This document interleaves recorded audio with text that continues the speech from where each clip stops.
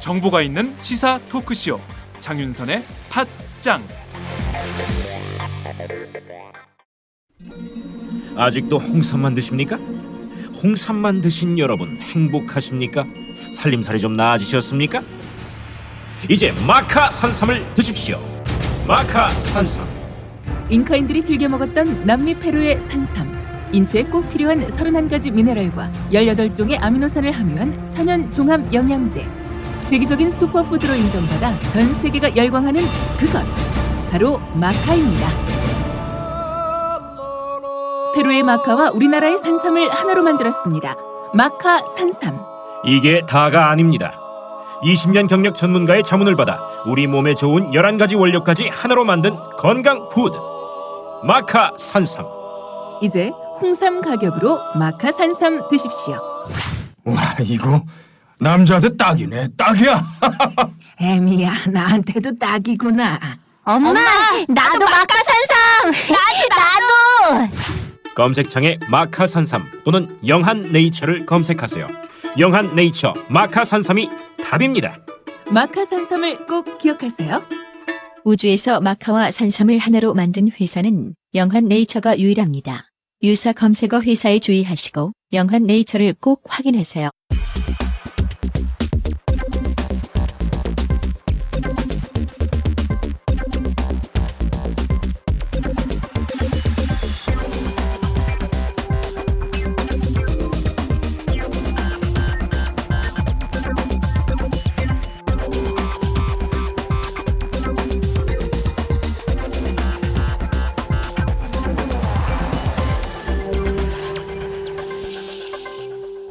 이택수의 여론 읽기. 이택수의 여론 읽기 시작하겠습니다. 매주 금요일의 고정 코너인데요. 실시간 변화하는 여론의 흐름을 데이터 중심으로 살펴보는 코너입니다. 오늘도 어김없이 코너지기 이택수 리얼미터 대표와 함께하겠습니다. 대표님 나와 계신가요? 네, 안녕하세요. 네, 지난주 반응이 아주 뜨거웠습니다. 정말이에요? 네, 우리 애청자들 가운데 이 데이터, 네. 특히 이제 여론의 흐름에 목말라하는 층이 네. 굉장히 많이 있구나라는 걸 제가 절감을 했습니다. 그래서 네. 제가 앞으로 더 잘 부탁드린다는 말씀을 꼭 드리고 싶었습니다. 감사합니다. 자, 우선 오늘 나온 따끈따끈한 일간 정례 조사부터 살펴보겠습니다. 박근혜 네. 대통령 국정수행 지지도 조사가 어떻게 나왔죠? 네, 박근혜 대통령 국정수행 지지도가 어제 기준에서 네. 3월 12일인데요. 41.8%로 지난주 주간 집계 39.3%보다는 대략 한 2%포인트 높아진 수치로 나타났는데요. 네. 부정평가는 51.4%, 여전히 과반을 넘고 있는데 사실은 주 중반까지는 긍정 부정이 엇갈리는 것 아니냐, 모처럼 긍정평가가 부정평가보다 높아지는 것 아니냐는 전망이 나올 정도로 지난 3월 10일 화요일 날은 46.4 대 46.1, 부정평가가 0.3%포인트 높은 수준으로 근접을 했었는데요. 네. 다름이 아니라 박근혜 대통령이 해외 순방을 마치고 월요일 날 귀국하자마자 네. 리퍼트 대사 방문을 했었죠. 그렇습니다. 그리고 다음 날 10일 날 리퍼트 대사가 퇴원을 했는데 네. 그날 0.3%포인트까지 붙었었다가 그 다음 날인 수요일부터 다시 조금씩 벌어져서 어제는 다시 10%포인트가량 부정평가가 많은 것으로 나타났습니다. 네, 말씀하신 대로 박근혜 대통령이 그 리포트 대사를 찾아간 뒤로 이 보수층, 그러니까 집 떠났던 집토끼들이 다시 또 결집을 하고 있는 것이 아니냐 이런 분석이 나왔었는데요. 실제 데이터로도 그게 좀 입증이 되나요? 그렇습니다. 그 부산 경남이 그동안에 박근혜 대통령 지지율이 많이 하락하는데 큰 축이 됐던 지역이었는데 부정평가가 대략 10%포인트 이상 높았었는데 네. 이번 주, 그러니까 어제 수치로만 보면 부정평가가 46.7, 긍정평가가 45.1, 거의 오차범위 내에서 근접한 것으로 나타났거든요. 네. 대구 경북에 이어서 PK 지역 유권자들도 이제 부정평가가 많이 줄어들었다는 점에서는 집토끼가 지금은 돌아오고 있다라고 봐야 될 것 같고요. 또 휴전선을 인접하고 있는 경기 인천 지역도 네. 어제 기준하면 모처럼 긍정평가가 소폭 높아진 49.8 대 44.2 이런 양상을 나타냈습니다. 그리고 연령대별로 보면 50대의 경우에 지난주에 긍정평가가 54%였는데 네. 어제 기준하면 58.2%로 한 4%포인트가량 높아졌고요. 네. 60대 이상도 마찬가지입니다. 지난주 65% 긍정평가했는데 72.2%까지 오른 것으로 나타났습니다. 네. 정당 지지율별로는 새누리당 지지층이 82.8% 굉장히 높은 지지율을 그러네요. 지난주에 보였었는데 그보다도 어제는 2%포인트 가까이 오른 84.3% 네. 가량으로 나타났고요. 그다음에 새정치연합 지지층도 지난주에는 7.5% 한 자릿수에서 이번 주에는 어제 기준하면 11.6%로 두 자릿수로 오른 그런 모습을 나타냈습니다. 그리고 보수, 중도, 진보 이렇게 이념 성향별로 네네. 보면 보수 중도층은 지난주랑 크게 변함이 없었는데 진보층에서 소폭 오른 20.8%의 긍정평가를 보였고 직업별로 노동직, 또 가정주부, 또 농림업 이런 기존의 집토끼층에서 네. 이번 주에 많이 오른 것으로 나타났습니다. 네. 실제로 이게 그러면 계속 이어져야 하는데, 어제 조사에서 오늘 발표된 조사 결과를 보면 이것이 다시 또 이제 10%포인트 차로 격차가 늘어나는 양상이 드러난 것은 네. 원인이 어디에 있다고 봐야 될까요? 사실 이게 이제 정치 쟁점화되지 않았다면 네.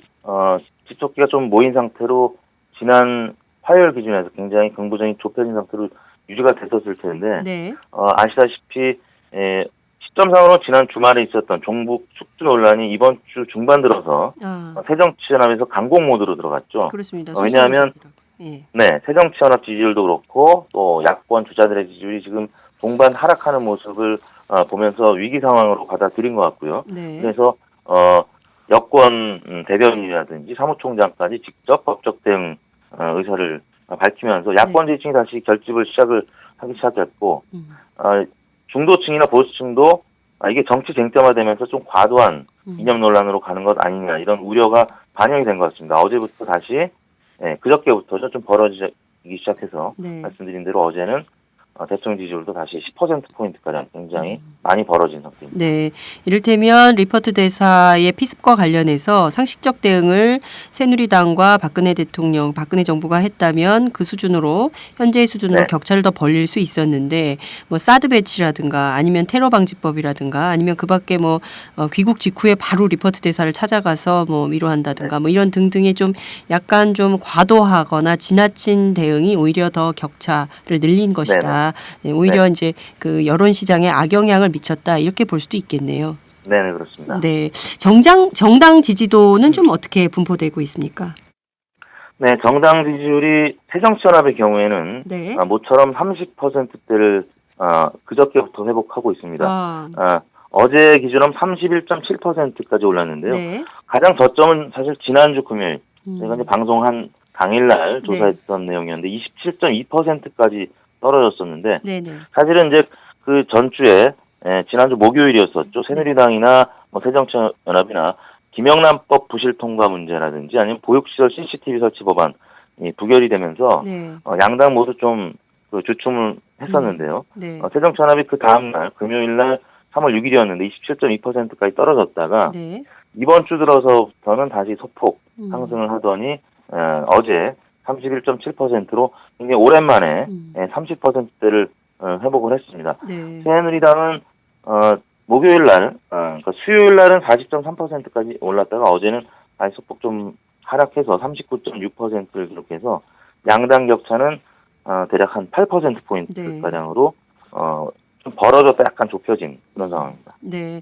새정치민주연합이 이렇게 소폭 상승하게 된 원인은 어디에 있다고 봐야 될까요? 그 리퍼트 대사와 관련해서 종북 숙주 문제에 대해서 적극적으로 소송전을 벌이면서 강경 모드로 전환한 것이 영향이 있었을까요? 아니면 그 밖에 어떤 요인이 있었을까요? 제가 봤을 때는 새누리당 자체적으로도 좀 과도한 이념 논쟁으로 확전을 시키면서 약간 거부 반응을 유권자들로 하여금 불러일으킨 부분이 있고요. 네. 말씀하신 대로 새정치민주연합도 주 초반까지는 사실 수세 국면이었었죠. 그러다가 좀 과도한 여러 가지 징후들이 나타나니까 강경 대응 모드로 돌아섰고 그런 부분이 기존 지지층을 좀 결집시키고 진보층에서도 이게 더 계속 확전이 되면 좀 위기 상황으로, 왜냐하면 지금 뭔가 해볼 수 있는 어떤 국면으로 돌아서는 것 아니냐는 그 기대 심리를 지난 28 전당대회 이후부터 야권진이 갖게 됐었는데 네. 그런 부분이 다시 한 2, 3주 만에 희석이 되는 그런 과정. 그래서 20%로 또 일시적으로 정당 지지율도 후퇴하게 되면서 진보층도 좀 결집하는 그런 양상을 나타낸 것 같습니다. 네, 지금 보면 양당 공이 30%대의 지지율을 보이고 있는 것인데요. 이제 새누리당은 30%를 거의 굉장히 상회하는 30%를 밑도는, 그렇지만 이제 새정치민주연합은 31% 수준에 이렇게 있는 건데, 정의당의 경우에는 좀 어떻게 나타났나요? 정의당은 뭐 계속 비슷한 양상입니다. 네. 어제 기준으로 하면 3.2%를 기록했는데요. 지난주의 경우에는 이보다는 좀 높았었죠. 그렇습니다. 5%. 그런데 이번 주는 다시 좀 소폭 하락해서 지금 그 상황에서는 뭐 정의당이 뚜렷한 지금 물론 이제 4.29 재보궐선거에서 후보를 몇 개 지역에서 지금 내고 있습니다만 네. 뚜렷한 지금 어떤 이슈를 끌어갈 만한 그런 변화의 모습은 없었기 때문에 네. 지난주보다는 약간 하락한 오차 범위내기 때문에 좀 더 지켜봐야 될 것 같은데요. 네. 일단 양상은 그렇습니다. 그러면 3.2%의 지지율을 보이고 있고 새정치민주연합이 31.7%인데, 그러면 뭐 오차 범위 안에 있긴 합니다만 이 정의당 지지층이 좀 넘어갔다 이렇게 봐야 될까요? 새정치민주연합 쪽으로 흘러갔다, 아니면 무당파층이 이동했다 이렇게 봐야 될까요? 사실은 이제 지난주 이제 후반에 네. 정의당 지지율이 좀 상승한 측면에는 새정치연합에서 좀 이탈한 네. 진보 유권자들이 있었습니다. 그래서 전반적으로 봤을 때는 많은 유권자들이 좀 그 리포트 대사 피습 사건 때문에 보수화돼서 새누리당으로 갔지만 네. 또 이념적으로 진보층에서는 새정치연합에서 좀 이탈해서 정의당 쪽으로 좀 옮겨갔다가 이번 주 들어서는 다시 새정치연합이 좀 회복하는 양상을 나타내고 있는데요. 네. 일단 정당으로 봤을 때는 이념 지지도가 정의당이 좀 더 진보적인 것은 분명하죠. 근데 네. 그 개별 국회의원들에 대한 평가를 얼마 전 일간지에서 한번 한 적이 있는데 네네. 가장 이념적으로 좌쪽에 있는 의원은 사실 새정치연합의 장하나 의원이었었습니다. 네. 심상정 의원이나 다른 의원들보다도 더 가장 왼쪽에 있는 것으로 그때 평가가 됐었는데요. 네네. 그러다 보니까 지난번 리포트에서 피습 사건 때 새정치연합이 사실은 정의당보다 조금 더 그 피해를 봤었던 게 사실이고요. 네. 이게 조금 정상화되는 과정이 바로 이번 주이지 않나 그런 생각해 봅니다. 네. 직업별로는 좀 어떤 차이가 있습니까? 지역별, 직업별, 성별 좀 살펴보죠. 그 정당 지지율이 이제 서울에서의 경우에는 새누리당이 우리가 평상시에 생각할 때는 국회의원들이 새정치연합이 훨씬 많기 때문에 네. 서울에서만큼 새정치민주연합이 지지율이 높을 것이다라고 생각을 하는데 네. 또 정당 지지율만 보면 새누리당이 근소하지만 계속 앞서고 있는 상황입니다. 34.9대 31.7%로 어제 나타났고요. 네. 경기 인천은 조금 더 보수적입니다. 41.6대 29.3 이렇게 나타나고 있고요. 네. 대전, 충청, 세종은 41.1대 38.8 거의 팽팽한 수준으로 네. 이 지역은 항상 대선 때도 그랬었고요. 굉장히 팽팽한 지역이죠. 네. 캐스팅 보트 지역이라고 하는데 여전히 지금 그런 상황이고요. 부산, 경남, 울산은 46.4대 27.6 격차가 좀 있는 상황이고 대구, 경북은 53대 18 이런 상황이고요.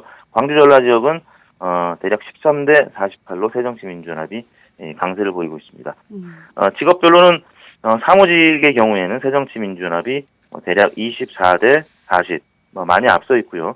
노동직은 반면에 44대 31 정도로 역시 새누리당이 앞서 있고 가정주부라든지 자영업 전통적인 새누리당 집토끼 지지층에서는 역시 새누리당이 많이 앞서 있고 학생층은 또 새정치민주연합이 대략 15대 33 정도로 더블 스코어로 앞서 갖고 있는 상황입니다. 네. 통상 광주 전라 지역에서는 새정치민주연합 지지도가 상당히 우월할 것으로 예상을 하는데 이번에는 좀 어떻게 나타납니까? 특히 이제 이번에 4.29 재보선 때 천정배 전 법무부 장관이 무소속으로 출마하겠다라는 입장을 밝힌 상태인데요. 이 지역에서는 조금 새정치민주연합이 지지도가 그렇게 높은 것은 12.9대 48.4. 그러니까 지난주 주간 집계로 보면 12.2 대 45.9. 네. 어제나 지난주 주간 집계나 큰 차이는 없습니다. 네. 이번 주는 약간 이제 회복한 48%인데 지지정당이 없다는 무당파층이 다른 지역에 비해서 좀 높은 편이죠. 36.4%로 아직까지는 국민모임이라든지 네. 또 천정배위원회 무소속 출마 뭐 이런 부분 때문에 새정치민주연합이 호남의 민심을 다 흡수하지는 못하고 있는 상황입니다.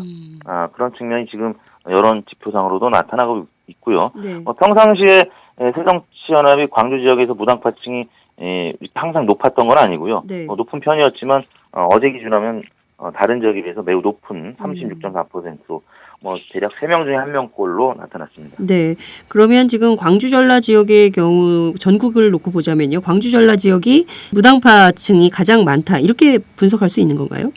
그렇죠. 지금 다른 지역, 적은 지역 같은 경우는 대전, 충청 같은 경우는 네. 18%밖에 무당파층이 없거든요. 그리고 저희 조사에 있어서 이제 표지고차가 큰 인구가 작아서 네. 표지고차 큰 지역이 강원, 제주 쪽인데 네. 그 지역들은 좀 예외적으로 하더라도 네. 대략 적은 지역이 10%대고요. 많은 지역이 이제 서울 정도인데 30.5%. 좀 야세가 강한 지역이 지금 무당파층이 좀 많아진 상황인데 그런 배경에는 아까 말씀드린 국민모임이라든지 또 선정대위원회 무소속 출마 등이 영향을 미치고 있는 것 같습니다. 네. 새정치민주연합 텃밭으로 알려져 있는 광주 전라 지역에서 지지 정당 네. 없음이 이렇게 높다는 것은 사실 새정치민주연합에겐 상당히 그 경계의 시그널이 아닌가 이런 생각이 좀 들기도 하네요. 그렇습니다. 네. 그 이념 보수층으로도 큰 차이가 좀 있습니까? 지지 정당별로 나타나는 것이? 보수층은 역시 새누리당 76%를 기록하고 있고요. 네. 그다음에 진보층은 새누리당 12.7, 새정치민주연합 42.7. 지난주보다는 약간 진보층에서도 새정치연합의 지지율은 50.7이었는데 대략 8%포인트 가량 빠졌습니다. 네. 그리고 진보층에서의 무당파층은 광주 지역, 광주 전남, 전북 지역처럼 34.7%로 가장 높은 그런 무당파층 비율을 나타냈습니다. 네. 여야 차기 대권 주자 지지도를 좀 살펴보도록 하죠. 아무래도 네. 우리 청취자들이 가장 궁금해할 영역인 것 같은데요. 결과가 어떻게 나왔습니까? 이번 주 들어서는 문재인 새정치연합 대표가 약세를 보였습니다. 어제 기준하면 23.8%였는데요. 네. 지난주 기준하면 24.5%였는데 0.7%포인트 하락한 수치를 나타내고 있습니다. 역시 주초 중반까지 계속 리포트에서 피습 여파가 문재인 대표한테는 직접적인 영향을 미친 것으로 나타났고요. 네. 반면에 박원순, 안철수 두 잠룡의 경우에는 낙폭이 크지 않았습니다. 왜냐하면 두 분은 이념적인 스펙트럼상 다소 중도적인 그런 이념 이미지를 보이고 있기 때문에 문재인 대표보다는 낙폭이 크지 않고 그냥 횡보하는 수준이었고요. 네. 반면에 이제 이완구 총리가 이번 주에 좀 많이 오른 것으로 어제 주에서 9.3%로 4위까지 올랐습니다. 네. 어제 기자회견을 했었죠. 네, 대국민담화 대국민담화 발표를 했죠. 사정 한파를 예고했습니다. 그러면서 언론의 보도량이 많았고요. 네. 종편에서는 거의 생중계를 했었죠. 이완구 총리의 지지율이 지난 주간에는 주간 집계가 6.7%였는데 이번 주 9.3%까지 오르면서 안철수 전 대표보다도 앞서는 4위로 나타났습니다. 네. 그다음에 홍준표 지사가 최근 주목을 받고 있죠. 네네. 어제 기준하면 6.7%로 7위로 나타났는데 지난주 주간 집계보다는 2%포인트가량 높아진 수치를 보이고 있습니다. 반면에 김무성 대표는 지난주에 13.1%였는데 어제 기준하면 9.7%로 대략 4%포인트 가깝게 좀 하락한 그런 양상을 나타냈습니다. 네. 김무성 대표가 종북 숙주라고 주장을 했지만 여론조사에서는 크게 좋은 네. 반향을 일으키지 못하는 것 같고 또 네. 문재인 대표의 경우에도 영향을 조금 받고 있는 것이 아닌가 종북 숙주에 대한요. 네. 이런 것이 여론 지표로 드러나고 있다 이렇게 볼 수도 있을 것 같은데요. 이완구 총리가 오른 것은 언론 노출도 높았지만 뭐 본인 스스로 네. 뭐 비리완구 백화점 이런 별명도 얻고는 했습니다만 인사청문회에서 그럼에도 불구하고 어찌됐든 대규모 사정 한파를 예고하면서 이것이 상당히 국민적 여론을 좋게 만든 이런 영향이 있었다 이렇게 네. 볼 수 있겠죠? 그렇습니다. 특히 이 대전 충청 출신이기 때문에 네. 대전 충청 지역에서 지지율을 보면 문재인 대표가 18.6%로 1위를 달리고 있고 이완구 대표 이 총리가 네. 13.7%로 아. 5%포인트 가량 근접하고 있습니다. 네. 그 지역에서는 2위가 박원순 서울시장이었고요. 16.6%였고 네. 이완구 총리는 이제 경기 인천 지역에서도 13.5%로 전체 지지율 9.3%보다도 한 4%포인트 가량 높은 지지를 나타내서 그 지지에 한 큰 축이 됐습니다. 문재인 대표의 경우에는 광주 전라 지역에서 27.8%의 지지를 얻어서 전체 그 지지율보다는 4%포인트가량 높았고요. 그 다음에 박원순 시장이 15.6, 안철수 전 대표가 14.1%로 이 세 잠룡이 광주 전라 지역에서 지금 1위와 또 2, 3위 이렇게 1강 2중 형태로 네. 나타나고 있는데 박원순, 안철수 두 잠룡의 지지를 합하면 그냥 문재인 대표와 지지율이 비슷한 그런 양상을 나타내고 있습니다. 굉장히 치열한 경쟁 관계를 계속 보이고 있고요. 네. 박원순 시장의 경우에는 최근 들어 지지율이 많이 이제 하락을 했는데 네네. 서울 지역에서 이제 15.7%, 대전 충청에서 16.6%로 다른 지역에 비해서 높은 지지를 나타내고 있고 광주 전라에서도 15.6%로 높은 지지를 나타내고 있습니다. 반면에 김무성 대표는 부산, 경남, 울산, 대구, 경북에서만 지금 지지율이 좀 높은 편이고 다른 지역은 좀 지지율이 낮은 편인데요.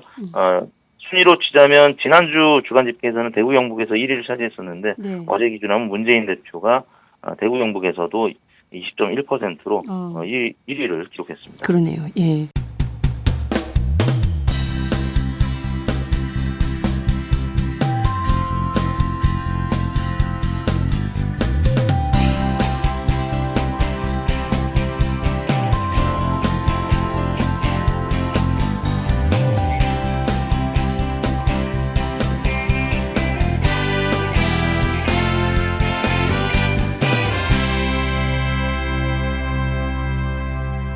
장윤선의 팟짱. 홍준표 지사의 경우에 여론에서는 사실 뭐 무상급식 관련해서 애들 뭐 밥 먹는 문제 가지고 저렇게 뭐 안 하겠다고 저러느냐라고 비판 여론이 있었는데 여론 지표로 드러난 것으로 보면 인기가 많이 상승한 것이네요. 그렇습니다. 이 복지 논란이 있을 때마다 홍준표 지사는 지지율이 상승을 했었습니다. 네. 그러다가 선별이냐 복지냐 논란이 좀 사그라들면 홍준표 지사 지지율은 좀 빠졌었고요. 네. 최근 들어서 문재인 대표하고 홍준표 지사가 또 조만간 만나기로 했죠. 네. 아마 관련돼서 신경전이 좀 펼쳐질 것 같은데 네. 뭐 그런 보도들이 나가고 하면서 이제 홍준표 지사의 지지율이 좀 이번 주 들어서 소폭 오르고 있는 양상인데요. 네. 역시 부산, 울산, 경남 기반이다 보니까 그쪽에서 14.5%로 전체 지지율보다 뭐 대략 2배 이상 나타났고 대구 경북에서 역시 보수의 아이콘으로 자처하다 보니까 11.5%로 높은 지지를 나타냈습니다. 반면에 좀 야권 성향이 강한 네. 서울 지역에서는 3%로 전체 지지율보다 좀 낮았고요. 광주 전라 지역에서는 1.2%로 굉장히 낮은 지지를 나타냈습니다. 네, 전 지역에서 고르게 지지율이 높다기보다는 이른바 보수 유권자들이 많은 부산, 경남, 울산 그리고 대구, 경북 지역에서만 지지율이 네네. 굉장히 높다 이렇게 볼 수 있을 것 같고 결과적으로는 보수 결집을 좀 하는 효과나 덕택이 좀 있는 것이 아닌가 이런 분석도 가능할 걸로 보입니다. 여권의 차기 대권 주자들만 따로 묶어서 보면 좀 어떻게 분포가 나타납니까? 뭐 여권은 여전히 김무성 대표가 네. 뭐 계속 이제 몇 달째 1위를 보이고 있는데요. 네. 뭐 전체적인 아까 여야 차기 지지율과 비슷합니다. 김무성 대표가 이번 주는 좀 약세로 돌아섰는데요. 네. 14.6%로 지난주 17.2%보다 약간 빠졌고요. 이완구 총리가 여권에서만 보면 2등입니다. 10.2%로 지난주보다 3%포인트 가량 올랐고 네. 그다음에 정몽준, 김문수, 홍준표 오차범위 내에서 2위부터 5위까지는 뭐 지금 우열을 가리기 어려울 정도로 어떻게 보면 도토리 키재기식으로 그러네요. 10%가 안 되지만 네. 고만고만하신 분들이 지금 경쟁을 하고 있고 네. 그다음에 이제 남경필, 원희룡, 유승민 이런 분들이 지금 3 내지 4%포인트 왔다 갔다 하고 있습니다. 네. 문제는 이제 기타 후보나 잘 모르겠다는 유보층이 지난주 41.7, 어제 38.7, 야권 차기 주자군에 비하면 상당히 많은 수치를 나타내고 있다라는 점이 여전히 여권 잠룡들로서는 지금 안타까운 점인데요. 그만큼 선택할 사람이 없다라는 응답이 지금 높게 나타나고 있고, 야권 지지층에서는 무려 예를 들면 새정치민주연합의 경우는 52%가 여권 후보들 중에서는 선택할 사람이 없다라고 응답을 했고요. 네. 정의당, 기타 또 무당파층 다 마찬가지입니다. 50에서 60% 이상이 이분들 중에는 대선 주자 지지하는 사람이 없다고 응답을 했습니다. 네. 김무성 대표가 14.6%를 기록하긴 했습니다만 이완구 총리가 10.2%고 나머지는 8%, 7%, 3, 4% 이렇게 네네. 이어지고 있기 때문에 이것이 큰 틀에서 보자면 큰 영향은 없다. 미미하다. 다 전반적으로 좀 큰 의미는 없다. 이렇게 봐도 될까요? 그렇죠. 이번 주에 아무튼 주 중반 이후에는 리포트 대사 피습 사건이 이제 정치쟁점화되고 네. 종북 논란이 가열되면서 지금 여권 주자 지지율만 보면 보수 성향의 후보라고 할 수 있는 김무성 대표가 지금 좀 지지율 약세를 보이고 있고 유승민 원내대표도 마찬가지고요. 네. 반면에 이완구 총리는 아까 말씀드린 사정 한파 예고 때문에 좀 오른 측면이 있고 나머지 남경필, 원희룡, 홍준표 이런 분들이 좀 올랐는데 네. 홍준표 의사는 아까 말씀드린 그런 이유고요. 네. 남경필, 원희룡은 다른 주자들에 비해서 조금 진보 성향으로 알려져 있기 때문에 그런 미미한 수준이긴 합니다만 조금 상승한 것으로 나타났습니다. 네. 정몽준 의원이 8.8%까지 상승한 원인은 뭘까요? 글쎄요, 정몽준 대표는 사실 이번 주 특별한 이슈는 없었는데요. 그러니까요. 예. 김무성 대표 지지율이 좀 빠지면서 아마 오버랩되는 후보가 아마 정몽준 전 대표가 아닐까 싶은데 김무성 네. 대표가 빠진 지지층이 일부 정몽준 전 대표 쪽으로 좀 흘러갔을 가능성이 점쳐집니다. 네. 야권의 차기 대선 주자 지지도는 어떻게 드러났습니까? 순위로 하면 문재인, 박원순, 안철수 이런 순이고요. 그 다음이 김부겸, 안희정, 정동영, 정세균, 우용근 이런 순입니다. 문재인 대표는 1%포인트 하락한 27.6%였고요. 박원순 시장도 11.1%로 지난주보다 야권 차기 주자군에서는 조금 빠진 모습이었고 안철수 전 대표는 지난주 9.6, 이번 주 9.6 약간 빠진 모습이죠. 김부겸 전 의원이 8.7%로 안철수 전 대표보다 0.3%포인트 차이가 나지 않습니다. 왜냐하면 이제 김부겸 전 의원은 이제 보수층이나 또 새누리당 지지층에서 지지를 많이 받습니다. 그래서 이제 안철수 전 대표의 버금가는 지지를 지금 나타내고 있고요. 그다음에 안희정 지사 6.5, 정동영 전 의원 4.6, 정세균 의원 3.3, 우영근 원내대표 1.8% 수준으로 나타났습니다. 네. 문재인 대표가 27.6%, 그리고 박원순 시장이 11.1, 안철수 전 대표가 9.0 이렇게 분포를 나타내고 있는데요. 그러면 1강 2중 이게 지금 한 달 정도째 이어지고 있는 건가요? 그렇습니다. 문재인 대표가 1월 1일부터 연속 6주 상승을 했었다가 최근 들어서는 2주째 하락을 했었는데 계속 강세를 나타내고 있으면서 1강 체제를 유지해가고 있고요. 그 다음에 박원순, 안철수 두 잠룡이 조금 하락해서 2중을 유지하고 있는데 이 세 분 지지율이 거의 야권 잠룡들의 상당 부분의 차이를 잠식하고 있고 야권 잠룡들의 지지율을 다 합하면 대략 한 45%가량 되고요. 여권 잠룡들의 합을 다 합하면 대략 한 25%가량 되고 거기에 이제 반기문 총장이 어디로 가느냐에 따라서 반기문 총장이 여권에 합쳐지면 대략 45대 40으로 근접하게 되고 야권으로 만약에 가게 되면 게임이 안 되는 지난주에 말씀드렸지만 그런 양상이 되고 있는데요. 일단 문재인, 박원순, 안철수 이 세 잠룡들의 합이 대략 한 35에서 40 이렇게 나오고 있기 때문에 특별히 분열만 되지 않는다면 현재로서는 아무튼 정권 교체의 가능성이 매우 높고 문재인 대표가 현재는 앞서 있지만 또 워낙 대선이 많이 남아있기 때문에 박원순 시장이 1위로 올라갈 수도 있는 거고요. 안철수 전 대표도 마찬가지입니다. 1위로 올라갈 수 있기 때문에 적정한 견제와 균형 그리고 그런 경쟁 관계에 있어서 시너지를 내서 분열만 되지 않는다면 여전히 정권 교체 가능성 높다 이렇게 봐야 될 것 같습니다. 네. 분열만 되지 않는다면 정권 교체 가능성은 높지만 또 이제 야권은 분열의 가능성을 늘 갖고 있기 때문에요. 그런 우려가 있는 것 같다라는 생각이 좀 듭니다. 네, 오늘 말씀 잘 들었습니다. 감사합니다. 네, 감사합니다. 네, 지금까지 리얼미터 이택수 대표와 함께했습니다.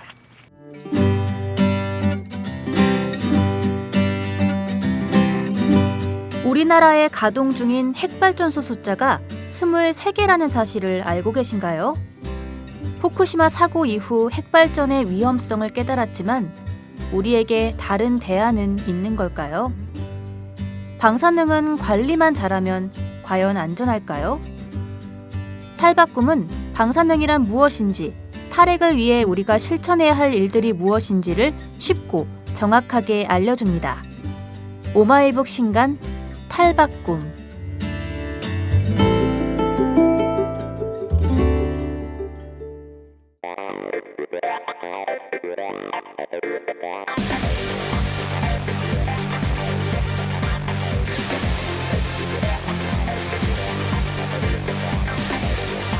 정보가 있는 시사 토크쇼 장윤선의 팟짱.